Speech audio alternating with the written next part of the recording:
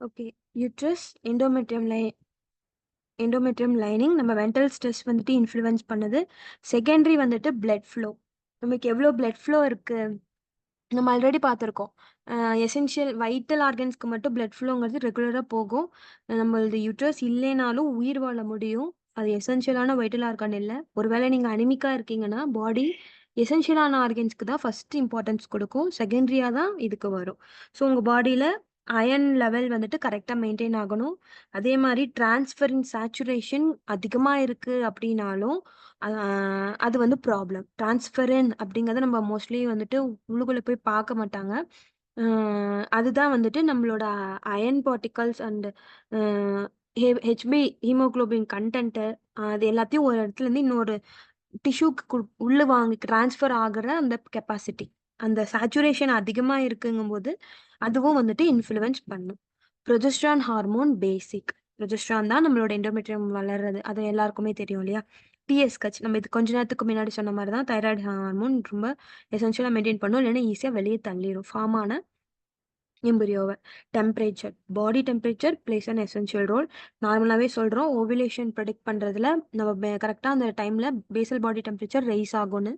Raise ஆனது ரெய்ஸ்டாவே தான் கன்டின்யூ ஆகும். இன்னும் நம்ம வந்து இது வேதிக் கான்செப்ட்ல உள்ள போய் சொல்றோம் அப்டின்னா, கதகதப்பு. அந்த ஒரு சீடு மொளைக்கிறதுக்கு வந்துட்டு இவ்ளோ ஹியூமிடிட்டி மொளக்கட்டுன பயிறு வைக்கிறோம்னு வச்சுக்கோங்களேன், இறுக்கி கட்டுரும். அது ஏன் நம்ம காத்து வாக்குல விட்டாலே அதுவே மொளச்சு வரும்ல. நம்ம ஏன் அத வந்து ஒரு ஒரு துணியில போட்டு நல்லா முறுக்கி, இல்ல அப்டின்னா ஒரு டிஃபன் பாக்ஸ்ல போட்டு அடைச்சு வைக்கிறோம்னா, அந்த டெம்பரேச்சர் மெயின்டெயின் பண்ணணும். அந்த கதகதப்பு குடுக்கணும் அப்டிங்கிறது தான் அது அது அது வந்துட்டு ரெய்ஸ்டா தான் இருக்கணும் டெம்பரேச்சர். நம்ம பாடியும் செகண்ட் ஃபேஸ்ல இருக்கும்போது டெம்பரேச்சர் ரெய்ஸ்டா தான் இருக்கும். ஓகேயா? ஓகே. இது ஜஸ்ட் ஒரு கோ த்ரூ பார்க்கலாம். நார்மலா மென்சுரல் ஃபேஸ்ல இருந்து இப்போ டே 7 இப்போ வந்து ஒருத்தவங்க மென்சுரல் ஃபேஸ்ல இருந்து அடுத்த ஃபேஸ் போறீங்க. இன்னொருத்தவங்க மென்சுரல் ஃபேஸ்க்குள்ள வர வெயிட் பண்றீங்க. கரெக்ட்டா பார்த்தோம்னா இல்லையா? மென்சுரல் திக்னஸ் நம்ம டே 2ல பார்க்கும்போது பார்த்தீங்கன்னா, இந்த 2 டூ 4 ஆஃப் எண்டோமெட்ரியல் திக்னஸ் இருக்கு இல்லையா? Menstrual phase. அப்போ உங்களோட ஸ்கேன் இமேஜ் லைனிங் இவ்ளோ குட்டியா ஒரு லைன் மாரி 1 லைன் மாரி தான் இருக்கும். ஓகே. 4 தான் இருக்கணும். அதாவது நீங்க ஒரு பீரியடுக்கு முன்னாடி நாள் நல்லா 7, 8 இருக்க எண்டோமெட்ரியம் ஃபுல்லா கம்ப்ளீட்டா ஷெட் ஆயி 2 டூ 4 அளவுக்கு கம்ப்ளீட்டா ஷெட் ஆயிடணும். ஓகே. இதுவே ஒருவேள ப்ளீடிங் ரொம்ப குறைவா இருக்கு அப்படின்னு வச்சுக்கோங்களேன். இந்த இந்த இமேஜ்ல பாருங்க. கம்ப்ரஸ்டு டியூரிங் மென்டல் ஸ்ட்ரெஸ்ன்னு கீழ போட்டிருக்கேன்ல. என்னன்னா, நார்மல் சைக்கிள்ல டெவலப் ஆகுது. நீங்க எகெயின் வந்துட்டு அ ஏதோ ஸ்ட்ரெஸ் ஆறீங்கன்னா, திரும்பி கம்ப்ரஸ் ஆகும். திரும்ப அதுக்கு மேல லைனிங் டெவலப் ஆகும். திரும்பி கம்ப்ரஸ் ஆகும், டெவலப் ஆகுங்கிற அந்த அந்த நீங்க உங்க மென்டல் ஹெல்த் அது ஸ்ட்ரெஸ் ஆகுது அப்படிங்கும்போது என்ன ஆகும்னா, இது மாரி தான் சென்டர்ல இருக்கிற அந்த எண்டோமெட்ரியம் லைனிங் இருக்கும். இங்க பாருங்களேன். இந்த இதுல லேட் ப்ரோலிஃபரேட்டிவ் ஃபேஸ்க்கு மேல பாருங்க. மேல hypo echoic mid zone, central hyper echoic line, கீழ ஹைப்பர் எக்கோயிக் பேசலார் லேயர்ன்னு இருக்கா? இது 3ம் சேர்ந்து ட்ரிபிள் லேயரா ஃபார்ம் ஆகுதா? ட்ரிபிள் லேயரா ஃபார்ம் ஆகுது இல்லையா? கரெக்ட்டா வந்துட்டு 3 லேயரா இருக்கணும். காயின் அடுக்கி வச்ச மாரி. அதுதான் இந்த லேயர். ஆ காயின் அடுக்கி வச்ச மாரி இருக்கிற லேயர். ஒருவேள நீங்க ஸ்ட்ரெஸ் ஆகும்போது, கரெக்ட்டான இது இல்லாதபோது, இது பாருங்களேன். இந்த எண்டோமெட்ரியம் லைனிங் கம்ப்ரஸ்ட்ல பாருங்க, 3 லேயரா தெரியல. ரொம்ப கஜ கஜ கஜன்னு இருக்கா? இதுதான் வந்துட்டு அந்த டிஃபரன்ஸ். இப்படி ஒரு இது இருக்கு எண்டோமெட்ரியம்ல நம்மளுக்கு எம்பரியோ இம்ப்ளான்ட் ஆகுமான்னா, ஆகாது. இது மாரியான ஒரு லேயர் 3 லேயர் டிஎல் லேயர்னே உங்களோட இடி ஸ்கேன் நீங்க போறீங்க, ஃபாலிகுலர் ஸ்டடி போறீங்கன்னா, கரெக்ட்டா ட்ரைலேமினார் அது பேரு ஃபுல் ஃபார்மு. அத இது சொல்லுவாங்க. இல்ல அப்டின்னா ஹெச்பிங்கிற டெர்ம் டினோட் பண்ணியிருப்பாங்க. ஹைப்பர் எக்கோயிக் ரீஜியன் அப்டிங்கிற மாரி. இது மாரியான மென்டல் ஸ்ட்ரெஸ் இருக்கும்போது கம்ப்ரஸ் ஆனது ஹைப்பர் எக்கோயிக்கா இருக்கும். அதுல இம்ப்ளான்டேஷன் ரொம்ப கஷ்டப்படும். ஈஸியா வெளிய தள்றதுக்கும் வாய்ப்பு அதிகம். ஓகேங்களா? ஓகே. அப்ப இந்த எண்டோமெட்ரியல் திக்னஸ் 2 டூ மென்ஸ்ட்ரல் ஃபேஸ்ல 2 டூ 4 வரைக்கும் குறைஞ்சிருக்கணும். அப்படி இல்லையா? அப்பதான் வந்துட்டு அங்கங்க திட்டா நிக்காம ஃபுல்லா அடிச்சு ஷெட் ஆனதுக்கப்புறம் ஃப்ரெஷ்ஷாக லைனிங் ஃபார்ம் ஆக ஆரம்பிக்கும். அப்படி ஃப்ரெஷ்ஷாக ஃபார்ம் ஆக ஆரம்பிக்கிறதுல இம்ப்ளான்டேஷன் ஈஸியாக நடக்கும். ஃபர்டிலைசேஷன் ஆன எம்ப்ரியோ வந்துச்சுன்னா ஆட்டோமேட்டிக்காக வந்துட்டு அங்கே பதியிறதுங்கிறது நல்லா நடக்கும். ஒருவேளை ப்ராப்பராக ஷெட் ஆகலை, 3 days தான் ப்ளீடிங் இருக்குது, 2 days ப்ளீடிங் இருக்குது, சில பேருக்கு ஸ்பாட்டிங் மட்டும்தான் இருக்குது, அப்படிங்கிற இடத்துல என்ன ஆகும்னா ஆல்ரெடி ஃபார்ம் ஆயிருக்க எம்ப்ரியோ மேலேயே சாரி எண்டோமெட்ரியல் லைனிங்லே மேலேயே வந்துட்டு அதாவது என்னன்னா எண்டோமெட்ரியம் லைனிங் ஷ்ரிங்க் ஆகி உள்ளே போயிருந்திருக்கும். குறையுதுன்னு நம்ம பார்த்தோமா, அது குறையும் அப்படின்னு. அது மாரி குறைஞ்சே அது 4 எம்எம்க்கு வந்துரும். அதனால தான் சில பேருக்கு ப்ளீட் ஆகாம அப்படி இருக்கும். இதுக்கு மேல மறுபடியும் எண்டோமெட்ரியம் லைனிங் வளரும். அப்படி வளர்றது என்னாகும், அந்த சைக்கிள்ல எம்ப்ரியோ ஃபார்ம் ஆனாலும் இம்ப்ளான்டேஷனுக்கு கொஞ்சம் சிரமப்படும். ஆகாதுன்னு நான் சொல்லல. ஆகலாம், ஆகும். கொஞ்சம் கஷ்டமா இருக்கும். ஓகே. ஓகே. யூட்ரஸ் ரிலேட்டடான என்னென்ன எண்டோமெட்ரியல் பேத்தாலஜி வரலாம்? எண்டோமெட்ரியம்க்கு நடுவுல பாலிப் மாரி வரலாம். எண்டோமெட்ரியோசிஸ் அதாவது எண்டோமெட்ரியம் லைனிங் நெறைய வளரலாம். 11 எம்எம்க்கு மேல வளருது. அதே அதே சமயம் நம்மளோட ஃபெலோப்பியன் டியூபுக்குள்ள, வெளிய, ஓவரி மேல அது மாரியெல்லாம் எண்டோமெட்ரியம் வளருது. அப்டின்னாலும் இது வந்துட்டு அத வந்து எண்டோமெட்ரியோசிஸ் அப்டிங்கிற மாரி சொல்லுவாங்க. ஓகே. அ இதே பல்கி யூட்ரஸ்னா ஃபைப்ராய்டு பல்கி யூட்ரஸ் இது எல்லாமே வந்து பேத்தாலஜியா வரலாம். தின் எண்டோமெட்ரியம். அது ப்ளீடிங் 3 நாளுக்கு குறைவா இருக்கும். ரொம்ப வந்து மினிமம் லேயரா இருக்கும். திக் எண்டோமெட்ரியம்னா 8.5 எம்எம்க்கு மேல இருக்கும். ஒரு பிரெக்னன்சி கன்ஃபார்ம் ஆகுது அப்படிங்கிறது நம்மளுக்கு 9 எம்எம் வளர்ற இருந்ததுன்னா, பிரெக்னன்சிக்கு ஓகே சான்சஸ் அப்படிங்கிற இருக்கலாம். பிரெக்னன்ட்டா இருக்கும்போது அது வந்து 9 எம்எம் மேல வருதுங்கிறது ஓகே. ஓகே. மத்த டைம்ல அது வருதுங்கும்போது ஹைப்பர் செக்ரேஷன் அதுவும் நம்ம கொஞ்சம் வந்துட்டு பார்க்கணும். ஐடியல் டைம் ஃபார் இம்ப்ளான்டேஷன் டே 20லருந்து 22 இந்த டைம்ல ஒரு 6 எம்எம்க்கு மேல இருந்துச்சுன்னா, ஓகே. பெட்டர். இதே 6 எம்எம்க்கு குறைவா இருந்ததுன்னா, மென்சுரேஷன் அப்பவே நம்ம 4 எம்எம் அளவுக்கு கீழ இறங்கிடணும். என்டையர் ஃபாலிகுலர் ஃபேஸ்லயும் ஒரு 6 to 6.5 எம்எம் வரைக்கும் வந்துட்டு ஓவுலேஷன் தாண்டிட்டா 7 எம்எம்ம தொட்டுறணும். இந்த 7 எம்எம் வந்துருச்சுன்னா, ஓகே வெரி குட். ஒருவேள வரலன்னா, அது மினிமம் எண்டோமெட்ரியம் கொஞ்சம் கஷ்டப்படும். ஓகேவா? Women suffering from excessive bleeding 7த் டே ஆஃப் மென்சுரேஷன்ல நார்மலா 5த் டேலயே வந்துட்டு 4 எம்எம்க்கு வந்திருக்கணுங்கிறது நம்ம ஐடியல் இல்லையா? நீங்க 7த் டேல பார்ப்பீங்க, அப்ப பார்த்தாலும் 8 எம்எம் வரைக்கும் இருக்கும். அப்படியெல்லாம் இருக்குன்னா, இன்னும் ஒரு 7 டேஸ்க்கான ப்ளீடிங் இன்னும் இருக்கு. அது ஃபுல்லா ஷெட் ஆகணும் அப்படிங்கிறது அர்த்தம். அது எதனால அது மாரி ஆகுதுன்னா, ஏதோ சம் இம்பேலன்ஸ் இருக்கு. ஹார்மோனல் இம்பேலன்ஸ் இருக்கு. அத ரெகுலேட் பண்ணும்போது ஆட்டோமேட்டிக்கா நம்மளுக்கு வந்துட்டு இது வந்துட்டு ஓகே ஆயிடும். ஓகே. நார்மலா வந்துட்டு நம்ம ஃபர்ஸ்ட் இதுலயே சொன்னது தான். என்னென்ன ஃபுட்ஸ எப்படி எடுத்துக்கலாம்? எதனால அந்த ஃபுட் வந்துட்டு ரொம்ப இன்ஃப்ளூயன்ஸ் பண்ணுது அப்படிங்கிறத பார்க்கலாம். பேசிக்கான விஷயம்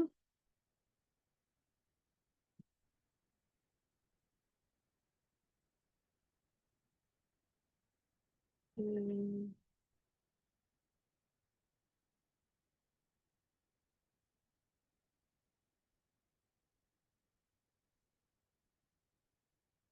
ஓகே. ஃபர்ஸ்ட்டு வந்துட்டு நம்ம ப்ரொஜெஸ்ட்ரான். எண்டோமெட்ரியம்னாலே ப்ரொஜெஸ்ட்ரான் எவ்வளோ பாடியில இருக்கோ, அதுக்கு ஈக்குவலான எண்டோமெட்ரியம் செக்ரேஷன் தான் வந்துட்டு நார்மலா இருக்கும். ஓகே. ஸோ ப்ரொஜெஸ்ட்ரான் லெவல் வந்துட்டு இம்ப்ரூவ் பண்ற மாதிரியான ஃபுட்டு. அதுக்காக ஓவர் செக்ரேஷனும் ஆகக்கூடாது, மினிமம் செக்ரேஷனும் ஆகக்கூடாது. ப்ரொஜெஸ்ட்ரான் மட்டும் தான் வந்துட்டு இப்ப இது சாப்பிட்டா ப்ரொஜெஸ்ட்ரான் லெவல் ரைஸ் ஆயிரும். அப்படின்னா, அப்படி எந்த ஃபுட்டுமே கிடையாது. ஓகேவா? ஒண்ணு உங்க ஹார்மோன மாடுலேட் பண்ற மாரி, ஈஸ்ட்ரோஜன், புரோஜெஸ்டரான் பேலன்ஸ் குடுக்குற மாரி, இல்ல அப்டின்னா, அ உங்களோட மினிமமா இருக்கிறத ரெகுலேட் பண்ற மாரியான ஃபுட்ஸ் தான் வந்துட்டு நம்ம அதுக்கு அசோசியேட்டட் ஃபுட்ஸ நம்ம பாடிக்கு கரெக்ட்டா குடுக்கும்போது, ஆட்டோமேட்டிக்கா வந்துட்டு நம்மளுக்கு அ எண்டோமெட்ரியம் லைனிங் வந்து நல்லா ஆகும். இது வந்து பாதி ஒவேரியன் நீங்க வந்து first follicular face ovary development ஹெல்த்துக்கு என்னென்ன ஃபுட்ன்னு பார்த்தோம் இல்லையா? இந்த ஃபேஸ்ல நீங்க கரெக்ட்டா இந்த ஃபேஸ ரெகுலேட் பண்ணி கரெக்ட்டா அந்த ஃபுட்ட எடுத்துக்கும்போது, ஓவரி அதோட ஃபங்ஷன கரெக்ட்டா எக்ஸர்ட் பண்ணி ஃபாலிக்கிள் நல்லா வளருது அப்புட்ன்னா, அப்படி வளர்ற ஃபாலிக்கிள் ஓவுலேஷன்ல ரப்ச்சர் ஆயி எக் வெளிப்பட்ட உடனே மீதி லேயர் இருக்கும் இல்லையா? அந்த ஃபாலிகுலர் லேயரு. அதுல இருந்து ப்ரொஜெஸ்டரான் செக்ரீஷன் நடக்கும். ஓகேவா? அததான் கார்பஸ் லூட்டியம் அப்படிங்கிற மாதிரி செகண்ட் ஃபேஸ்ல சொல்லுவாங்க. கார்பஸ் லூட்டியம்ல இருந்து தான் ப்ரொஜெஸ்ட்ரான் செக்ரீஷன்ஸ் நிறைய நடக்கும். ஸோ ஃபர்ஸ்ட் ஃபேஸ் நீங்க கரெக்டா வச்சுக்கிட்டீங்கன்னா செகண்ட் ஃபேஸ் ஆட்டோமேட்டிக்கா கரெக்ட் ஆயிரும். இதுதான் பேசிக் லைன். செகண்ட் அது இன்னும் உள்ள போறோம் அப்படின்னா விட்டமின் சி ரிச் ஃபுட்டு உங்களோட ப்ரொஜெஸ்ட்ரான் செக்ரீஷனை கரெக்ட் பண்ணும். Vitamin C, vitamin D, vitamin E இது சிடிஇ இது மூணும் தான் state linked nutrient related to progesterone. ஓகேவா? விட்டமின் சியும் வந்துட்டு உங்க விட்டமின் சில ரெய்ஸ்டான ஃபுட் எடுத்துக்கும் போது ஆட்டோமேட்டிக்கா ப்ரொஜெஸ்ட்ரான் லெவல் ரெகுலேட் ஆகும். உங்களோட எண்டோமெட்ரியம் வந்துட்டு growth வந்து கரெக்ட் ஆகும். ஓகே. ஓகே. இது எல்லாமே ரிசர்ச் பேப்பர்ஸ். நான் உங்களுக்கு உங்களோட அண்டர்ஸ்டாண்டிங்காக நான் வந்துட்டு இது இன்க்ளூட் பண்ணியிருக்கேன். இது எல்லாமே ரிசர்ச் ரிலேட்டடான பேப்பர்ஸ். ஃபர்ஸ்ட் இதில் பாருங்க, விட்டமின் சி இந்த ஓவரி ஸ்டிமுலேட் ஓவரி நம்ம இப்போ தானே பேசணும். ஓவரியின் ஃபங்க்ஷன் கரெக்டாக இருக்கும்போது அதுலேருந்தே ப்ரொஜெஸ்ட்ரான் செக்ரேஷன் கரெக்டாக இருக்கும். இது ப்ரெக்னன்சி மெயின்டைன் பண்ணுறதுக்கும் ஹெல்ப் பண்ணுது அப்படிங்கிறது. அதே மாதிரி விட்டமின் சி. ஓகே. இப்போ என்ன மாதிரி ஃபுட் எடுத்துக்கலாம் விட்டமின் சி அப்படின்னா, இப்போ ப்ரிப்பரேட்டரி ஃபேஸில் இருக்கீங்க அப்படின்னா ஒரு நாள் விட்டு ஒரு நாள் மோஸ்ட்லி எத அவாய்ட் பண்ணணும்னு சொல்லுவாங்க. பைனாப்பிள் அண்ட் பப்பாயா அவாய்ட் பண்ணணும்னு சொல்லுவாங்க இல்லையா? நீங்க ப்ரிப்பரேட்டரி 3 மந்த்ஸ் ப்ரிப்பரேட்டரி ஃபேஸ்ல ரெகுலரா ஒரு நாள் பப்பாயா, ஒரு நாள் பைனாப்பிள்னு மாத்தி, மாத்தி, மாத்தி, மாத்தி எடுக்கும்போது, ஒரு பழம் ஃபுல்லா சாப்பிடணும்னு அவசியமே கிடையாது. ஒரு பழத்த 2ஆ வந்துட்டு டிவைட் பண்ணிக்கோங்க. இல்லன்னா 4ஆ டிவைட் பண்ணிக்கோங்க. இன்னைக்கு ஒரு பப்பாயா வாங்குறீங்கன்னா 4ஆ டிவைட் பண்ணிக்கலாம். இன்னைக்கு ஒண்ணு, நாளைக்கு ஒண்ணு, நாளை மறுநாள், அதுக்கு அடுத்த நாள். 4 டேஸ் ஒரு ரெகுலரான டைம் 11:30னா ஃபிக்ஸ்டு 11:30 இல்லைன்னா 3:30 எந்த டைம் நீங்க ட்ரெயின் ஆவீங்களோ ஒர்க்கில் ட்ரெயின் ஆகுற சமயம்னு ஒன்று இருக்கும் இல்லையா? அந்த டைம் ஒரு டீ குடிச்சா பரவாயில்ல அப்படிங்கிற ஒரு ஒரு டைம் அடிக்கும். அந்த டைம்ல நீங்க சாப்பிடும்போது அப்சர்ப்ஷன் நல்லா இருக்கும். எம்டி ஸ்டொமக்ல எடுத்துக்கணும் அப்படிங்கிறது அவசியம் கிடையாது. எடுத்துக்கோங்க. விட்டமின் சி கூட நம்ம என்னென்ன விட்டமின் சி ஃபுட்னா இது ஆல்டர்னேட்டிவ் டேஸ்ல எடுத்துக்கலாம். டெய்லி காலையில ஒரு நெல்லிக்காய் ஐடல் டெய்லி நெல்லிக்காய் எடுத்துக்கிறது ரொம்ப ரொம்ப ரொம்ப ரொம்ப ரொம்ப நல்லது ஆக்சுவலா. இன்னும் நிறைய இது வந்துட்டு உங்க லிவர் ஃபங்க்ஷன் என்ஹான்ஸ் பண்ணும், மெட்டபாலிசம் கரெக்ட் பண்ணும், உங்களோட ஹார்மோன் செக்ரேஷன்ஸ் கரெக்ட் பண்ணும். விட்டமின் சி லெவலை வந்துட்டு அங்கே வந்துட்டு ட்ராப் அப்படிங்கிறதே இல்லாமல் ரெகுலேட் பண்ணும். ஸோ அது வந்துட்டு உங்களுக்கு ரொம்ப ஹெல்ப்ஃபுல்லாக இருக்கும். ஓகே. இங்கே கீழே பாருங்களேன், ascorbic acid form of vitamin C stimulate வந்துட்டு ப்ளஸ் கீழே supplementation with ascorbic acid increases the serum progesterone concentration. Luteal phase defect இருக்க பெண்களுக்கு அந்த நம்மளோட ப்ரொஜெஸ்ட்ரான் லெவலை ரைஸ் பண்ணுறதுக்கு அஸ்காபிக் சப்ளிமெண்டேஷன் கொடுங்க. அதாவது அஸ்கார்பிக்னா இங்கே இதுவும் a type of vitamin C தான். இதுவும் வந்துட்டு நெல்லிக்காய், லெமன், ஆரஞ்சு எல்லா சிட்ரஸ் ஃப்ரூட்லையும் இருக்கு. இன்னும் சொல்லணும்னா தக்காளி பழத்துலையும் இருக்கு. கொரியாண்டர், கொத்தமல்லி, தக்காளி இது எல்லாத்துலேயுமே இருக்கு. செகண்ட் ஃபேஸ்ல கொரியாண்டர் வாட்டர் ரெகுலராக எடுத்துக்கிட்டிங்கன்னா ரொம்ப நல்லது. ஓகே. கீழே அடுத்ததுல பாருங்களேன், ஆல்ஃபா டோகோஃபெரால் அதாவது விட்டமின் இ. இந்த விட்டமின் இயும் வந்துட்டு லூட்டியல் ஃபேஸ் டிஃபெக்ட். என்ன அந்த லூட்டியல் ஃபேஸ் டிஃபெக்ட்னா என்னப்பா அப்படின்னு ஒரு டவுட் வருது இல்லையா? இது என்னன்னா செகண்ட் ஃபேஸ்ல ப்ராப்ளம் இருக்குன்னு அர்த்தம். அதாவது அவங்க period 15 days once or 20 days once வந்துடும் ரெகுலரா. இல்ல அப்பெல்லாம் எனக்கு ஒன்றும் ப்ராப்ளம் இல்லைன்னா 28 டேஸ்ல இருந்து அப்படியே ரெகுலர் குறைவாகிக்கிட்டே இருக்கும். 28, 27 டேஸ்ல வருது, அடுத்த சைக்கிள் 26 டேஸ்ல வருது, அதுக்கு அடுத்த சைக்கிள் 25 டேஸ்ல வருதுன்னு. ஸோ பீரியடோட லென்த் குறையுது, ப்ளீடிங் ஹெவியாக இருக்குது, ப்ளீடிங் மோர் தென் 15 டேஸ் இது எல்லாமே லூட்டியல் ஃபேஸ் டிஃபெக்ட்குள்ளே நம்ம கொண்டு வரலாம். இவங்க எல்லாமே விட்டமின் சி எடுத்துக்கிறது நல்லது. சைக்கிள் ப்ரொலாங்ட் ஆகுது, 45 டேஸ் ஆகுது, 60 டேஸ் ஆகுதுனாலும் அவங்களுக்கும் இது வந்துட்டு எசென்ஷியல். ஏன் அப்படின்னா ஃபார்ம் ஆன எண்டோமெட்ரியம் ரீஅப்சர்வ் ஆயிடுச்சு, ஏதோ ஒரு ஸ்ட்ரெஸ்னாலேயோ ஏதோ ஒரு வித்தியாசமாக எக்ஸ்போஸ் ஆகிறதுனால. இப்போ ரீஅப்சர்வ் ஆனது திரும்ப வளரணும் இல்லையா? அப்போதான் வந்துட்டு ப்ளீடிங் வெளியே ஷெட் ஆகும். ஸோ அந்த கரெக்டாக அதை ரெகுலேட் பண்ணுறதுக்கும் vitamin C essential. Vitamin D இப்போ வரைக்கும் சக்கி கிளாஸ் அட்டன் பண்ணவங்க இப்போ 30 பேர் இருக்காங்கன்னா அதில் 20 பேருக்கு விட்டமின் டி குறைவா இருக்கு. இன்னும் ஓப்பனாக சொல்லணும்னா நேற்று நானும் ஓவரால் பிளட் செக் பண்ணினது விட்டமின் டி எனக்கு 17 தான் இருக்கு. ஓகே. நான் வந்து நார்மலாக ஐடலாக இப்போ எவ்வளோ இருக்கணும், 60 இருக்கணும். ஒரு ப்ரெக்னன்சி பிளான் பண்ணுறவங்களுக்கு 60. 20க்கு கீழே இருக்குன்னா விட்டமின் டி டிஃபிஷியன்சி. 20 டு ஒரு 30 ரேஞ்சஸ்ல ஆவரேஜா 30, அதாவது 20 to 40 அப்படி இருக்குன்னா இன்சஃபிஷியன்சி. நம்ம டிஃபிஷியன்சி வேற, இன்சஃபிஷியன்சி வேற, ரெண்டும் வித்தியாசங்கிறது நம்ம நிறைய டைம் பார்த்துருக்கோம். ஸோ இப்போ என்ன பண்ணலாம் அப்படின்னா, விட்டமின் டி சப்ளிமெண்ட் எடுத்து ஒரு 60 ரேஞ்சுக்கு கொண்டு வாங்க. எனக்கு தெரிஞ்சு நம்ம கிளாஸ் இப்போ இருக்கவங்களே 2-3 பேருக்கு விட்டமின் டி 2 பேருக்கு விட்டமின் டி குறைவா இருக்கு. ஸோ சப்ளிமெண்ட் எடுத்துக்கலாம், ரைஸ் பண்ணிட்டு அப்புறம் நம்ம மெயின்டைன் பண்ணிக்கலாம். ஃபுட்ல வந்து மெயின்டைன் பண்ணிக்கலாம். எப்படி விட்டமின் டி வந்து ஃபுட்ல வந்துட்டு கரெக்ட் பண்ண முடியும் அப்படின்னா, நட்ஸ் நிறையா சாப்பிடுங்க. மார்னிங் ஆயில் நம்மளோட எண்ணெய் குளியல் இருக்குங்களா, நல்லெண்ணெய் உடம்பு தேய்ச்சிட்டு அந்த 7 to 7:30 வெயில்ல மார்னிங் வந்துட்டு வாக்கிங் போகிறது. அதே மாதிரி சாயந்தரம் 5:30 to 6 அந்த சூடு ஆகாத இளம் வெயில்ல வந்துட்டு நம்ம நடக்கிறது. காஸ்மெட்டிக்ஸ் யூஸ் பண்ணுறத வந்துட்டு மாடுலேட் பண்ணுறது, சன்ஸ்க்ரீன் யூஸ் பண்ணுறது, இது மாதிரி க்ரீம்ஸ் போடுறது, அதை வந்துட்டு கொஞ்சம் வந்துட்டு மாற்றிக்கிறது. ஓகேங்களா? சோப் யூஸ் பண்ணாத கூட இன்ஃப்ளூயன்ஸ் பண்ணும். பாத் பவுடர்ஸ் மாதிரி மாற்றிக்கிட்டோன்னா இன்னும் கொஞ்சம் ஹெல்ப்ஃபுல்லாக இருக்கும். ஓகே, விட்டமின் டி ரொம்ப எசென்ஷியல் சப்போர்ட் இந்த லூட்டியல் ஃபேஸ் செகண்ட் ஃபேஸ்க்கு கொடுக்குது. இதுவும் விட்டமின் டி அந்த செகண்ட் ஃபேஸ்ல ஸ்டார்ட் ஆகி ஒருவேளை ப்ரெக்னன்சி கன்ஃபார்ம் ஆனிச்சுன்னா ஏர்லி ஸ்டேஜ் ஆஃப் ஜெஸ்டேஷன் எல்லாத்துக்குமே ஃபர்ஸ்ட் ஒரு 2 months கிட்ட வந்துட்டு ரொம்ப வந்துட்டு சப்போர்ட் பண்ணுது. கால்சிட்ரையால் ஃபார்ம் ஆஃப் விட்டமின் டி3 ஆக்டிவேட்டட் ஃபார்ம். இதுவும் வந்து பார்த்தீங்க அப்படின்னா எண்டோமெட்ரியமை ரொம்ப ரிசப்டிவா, ஒருவேளை எம்பிரியோ வந்துச்சுன்னா நல்லா வந்துட்டு உள் வாங்கி ஆழமா கருவை பதிய வச்சுக்கிறதுக்கான தன்மையை வந்துட்டு இந்த கால்சிட்ரையால் வந்து அதிகப்படுத்துது. ஓகே, இது இது விட்டமின் டி ஏற்கனவே நான் இந்த கேஸ் ஸ்டடி உங்களுக்கு நான் சொல்லியிருக்கேன்னு நினைக்கிறேன். ஒருத்தவங்களுக்கு எல்லாமே நார்மலாக இருக்குது, 4 years கன்சீவ் ஆகாமல் ரொம்ப டிலே ஆகுது.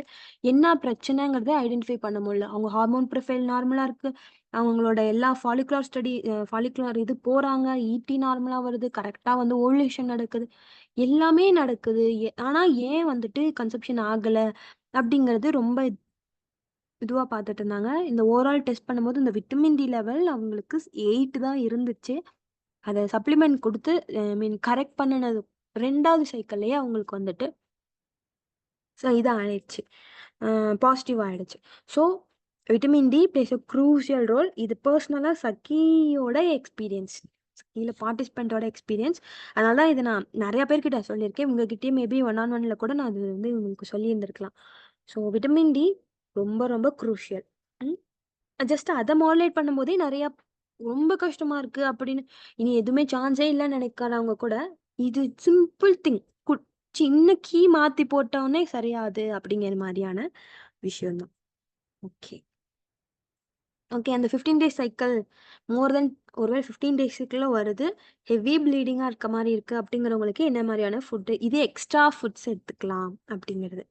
கருப்பு கவுனி ரைஸ், புட்டு, ஐடலாக கருப்பு கவுனி அரிசியோட பயன்கள்னு வர்ற செய்யுள் அந்த பாட்டு ஸ்லோகம்ல ரைஸ் புட்டு செஞ்சோம் அப்படின்னா பெரும்பாடு என்னும் சொல்லப்படுற இந்த எக்ஸசிவ் ப்ளீடிங் போகுங்கிற அந்த லைனே இருக்கு. நான் முடிஞ்சா நாளைக்கு அதை ஃபோட்டோ எடுத்தே உங்களுக்கு நான் வந்துட்டு சென்ட் பண்ணுறேன். ஓகே, மாதுளை ஓட பவுடரு அது கஷாயம் வச்சு கொடுக்கலாம். அடாதோட லீஃப் கிடைக்குதுன்னா அது பேஸ்ட் கற்கம் மாதிரி அரைச்சு காலையில் வெறும் தண்ணியில் சுடு தண்ணியில் லைட்டாக வார்ம் வாட்டரில் குடிக்கலாம். படிகாரம் நீர் குடிக்கலாம். அசோகப்பட்டை, வாழைத்தண்டு பூ, வாழைப்பூ, வாழைத்தண்டு ஜூஸ், கொய்யா இலை, இந்த ஃபுட்ஸ் எல்லாம் எடுக்கும்போது இப்போ ப்ளீடிங் ஹெவியாக இருக்குங்கிறது அரெஸ்ட் ஆகும். இங்கே யாருக்கும் அது இல்லை. ஸோ ஜஸ்ட் ஒரு அவுட்லைன் மாதிரி தெரிஞ்சுக்காங்க. அடுத்து தின் எண்டோமெட்ரியமாக இருக்குது, 3 நாள் தான் வருது, 3 நாளுக்குள்ளே தான் வருது, இல்லை 3.5 நாள் தான் வருது அப்படிங்கிறவங்களுக்கு ஹிப் ஓப்பனிங் எக்ஸசைஸ் ப்ராப்பராக வந்துட்டு நம்ம செய்யணும்.